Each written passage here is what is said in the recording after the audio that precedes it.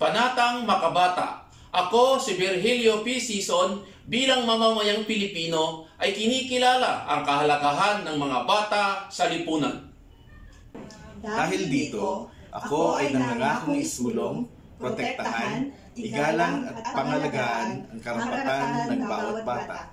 Anuman ang kanyang kulay, kasarian, lahi, relihiyon, kultura, estado sa buhay, may kapansanan man o wala.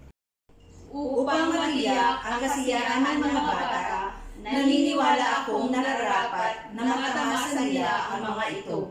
May silang at magkaroon ng pangalan at nasyonalidad. May tahanan at pamilyang nag-aaruga ng tama. Naninirahan sa payapa at tahimik na lugar. May sapat na pagkain at malusog at aktibong pangangatawan. Mahubog at mapalago ang mga kakayahan sa pamamagitan ng edukasyon at pakikilango. May mga oportunidad na maipahayag ang isip, pananaw at damdamin. May proteksyon laban sa pang-aabuso, panganib at karahasan. At may pagtatanggol at matutulungan ng pamahalaan sa lahat ng panahon.